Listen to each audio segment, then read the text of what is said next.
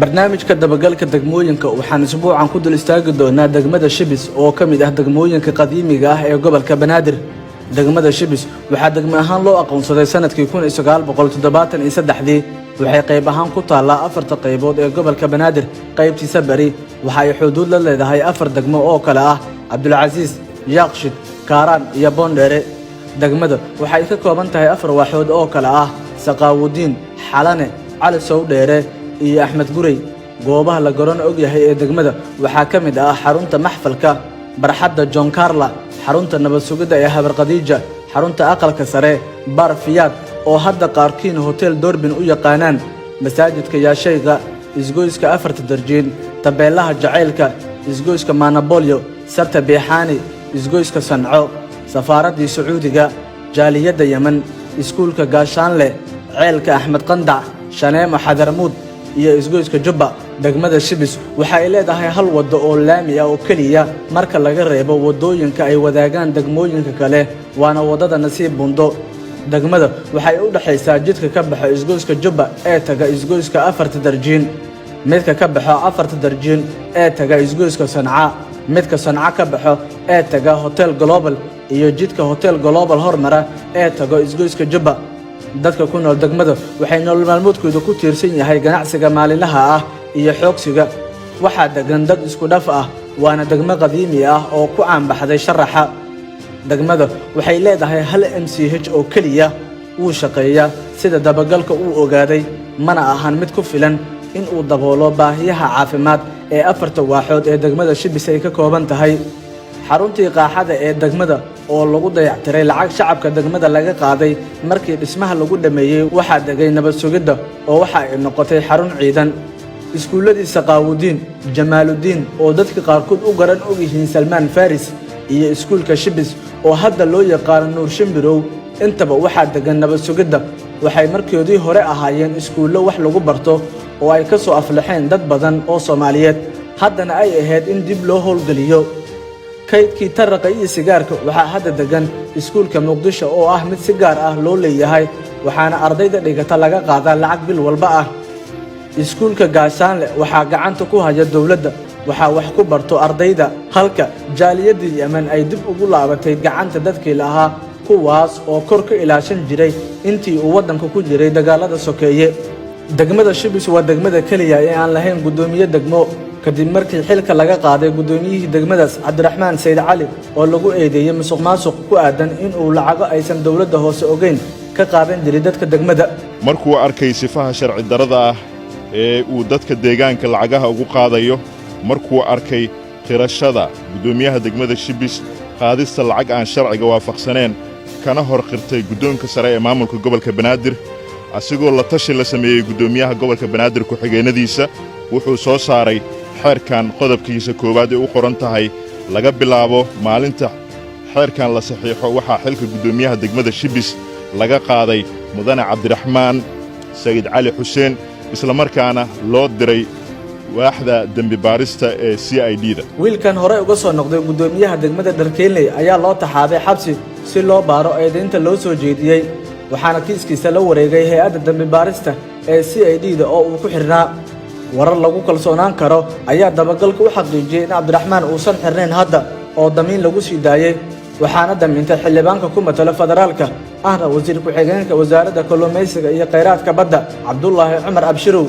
kusimaha gudoomiyaha degmada ahna gudoomiye ku-xigeenka amniga waa Maxamed Xasan Maxamuud, waxaa hore u soo noqday gudoomiyaha isboortiska degmada Shibis, u qaabilsanaha DRC ee degmadan iyo xogayaha degmada Kaaraan. wuxuu degan yahay degmada Shibis. wiilkan isku qanciya in uu yahay gudoomiyaha rasmiga ee degmada, dadka qaarna ku xantaan in degmada Shibis dhaxal awoogiis u arko, ayaa waxaa keensaday oo muddo 10 sano ku dhow ku hayo agaasimaha xiriirka degmooyinka gobolka Banaadir Mukhtaar Axmed Dhagacade. wuxuu degmada ka degan yahay guri uu xoog kaga haysto dadka cadcadka ah ee qaybta ka ah dadka degan degmada. dabagalka oo soo baaray xogta gurigan wuxuu ogaaday in dadkii lahaa oo ka maqnaa markii uu degayay uu hadda ka diiday inuu ka guuro markii ay dalka ku soo laabteen. 40 qof oo wacyigelinta caabuqa COVID-19 ka sameynaya degmada Shibis oo qofkiiba $105 loogu soo dhiibay ayuu siiyay qofkiiba $35 wuxuu qofkiiba ka reebtay $70 taas oo ka dhigan inuu afka u dhigtay $2,800 dabagalka oo xarunta degmada u tagay qiimaynta iyo sida ay degmada u shaqeyso ayaa la kulmay dadkan oo cabasho ah. shaqada bilaabanaysa waxaana waxmaan leenahay dhahnay bini'aadanku waa iska bini'aadan yihiin guri waxaana la dhahay xiliyada kale waxaan ku shaqeyn jirnay anaga muxuu ahaay waxaan ku shaqeyn jirnay volunteer ku shaqeeyeen beel qof wax siiyay male waxaana la dhahay degmooyinka kale waxay qabaan ay qabtiin waxaana lamid degmooyinka kale waxay qabaan ay qabtiin degmooyinka kale waxay qabaan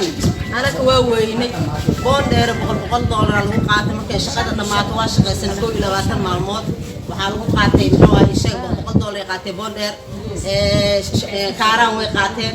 shengaan way qaateen $105 annaga xuquuqdayni waa weynay cabashaan nahay gudoomiyaha cabashadeena waxay fariinteena waxaan u diraynaa gudoomiyaha gobolka Banaadir inuu wax nooga qabto dhibaatadan haysato oo naga soo gaaro maalin walba waxa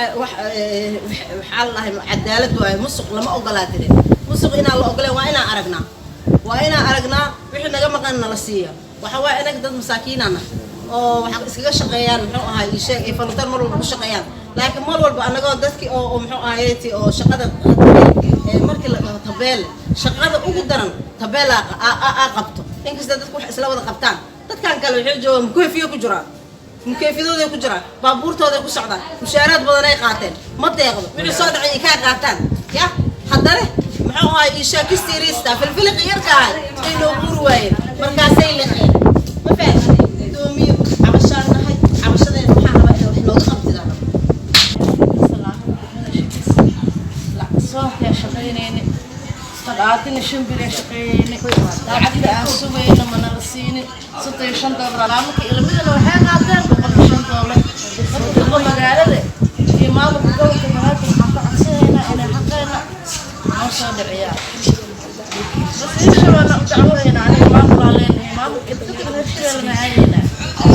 مساكين أو حنا وحاول أباهم أو كل ذي شقي هالكمرة وحلالنا إنه خلقوا حقهم دنيا عمر فيه مرول بعد وقدينا وعمرك هروك وسوجع ونوك وهرسين وأبي دعوة سوجع أنا هي الشر الدعوة إلا واحد ولا نتفاوض البلاسنا تمشي مش كم تسمع كم تبلاد حتى يقول البلاد كيف تنتهي معانا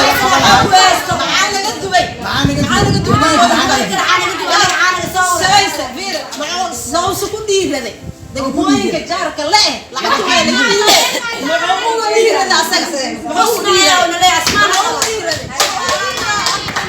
wuxuu xilka qaadis aan sharci ahayn ku sameeyay gudoomiyihii dhalinyarada degmada kadib markii ay isku qabsadeen lacagtan faraha badan ee uu dadka ka reebtay waxaa xogo lagu kalsoonaan karo ku helnay in gudoomiyihii dhalinyarada degmada iyo hal gudoomiye waaxeed ay ka soo horjeesteen falkan uu dadka lacagahooda ku kala reebtay sidaasna uu xilka uga qaaday xilli uu joogo gudoomiyaha dhalinyarada gobolka Banaadir Cabdikaafi Maxamuud Makaraan oo ay shaqadiisa ahayd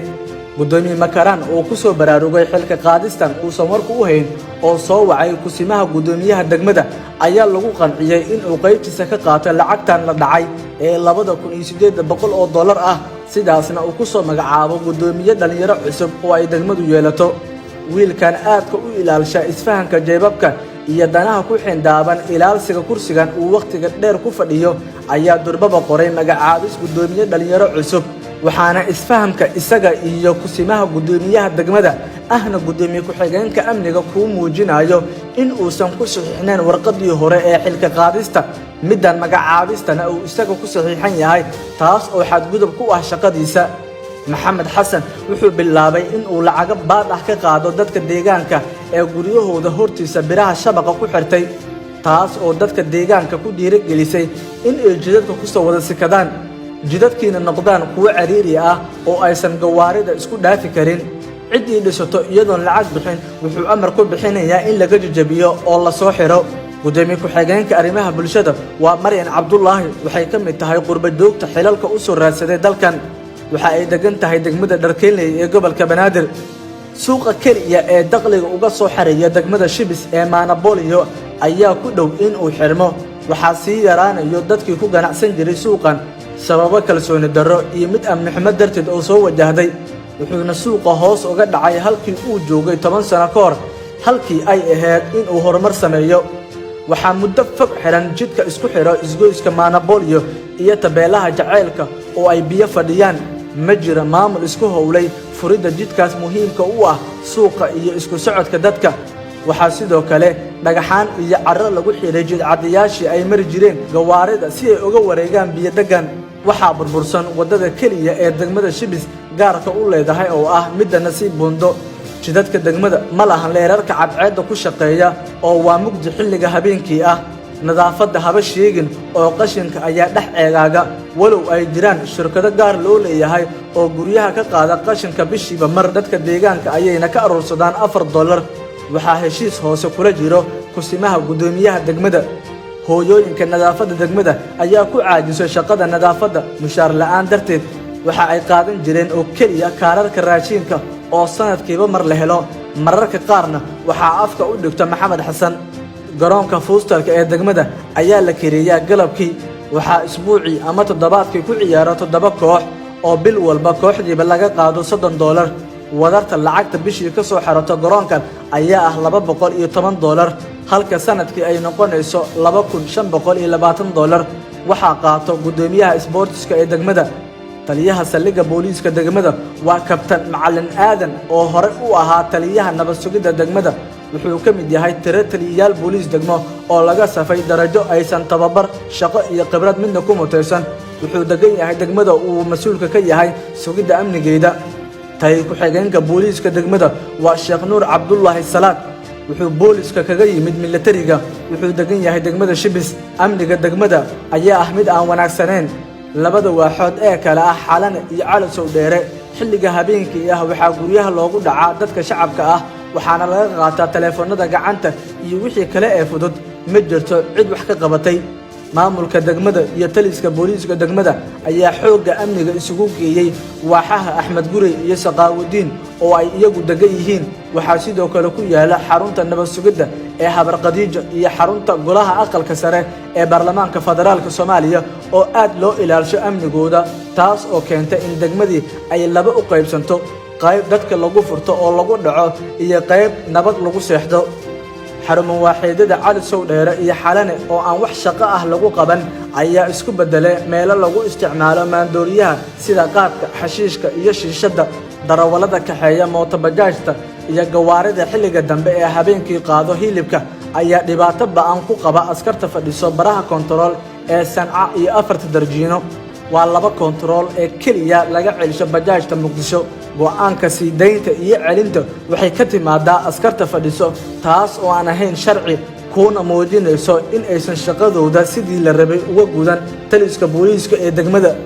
degmada Shibis waxaa isugu darsoomay gudoomiye la'aan amni xumo nadaafad la'aan mugdi habeenkii ah jidadkii oo ka xiran canshuurtii oo ay bixiyaan dayactirka iyo dhismaha guryahooda oo aysan u madax bannaaneen hal MCH oo 4 waaxood ka dhaxeeyo gudoomiye ku xigeen aan dhicin oo aysan naxariis ku haysan qoondadii shaqo sida tallaan iyo wacyigelin ee gobolka uga timaada degmada oo laga musuqo iyo suuqa kaliya ee degmadu leedahay oo qarka u saaran in uu xirmo sabab la xiriirta jidkii oo ay biyo fadhiyaan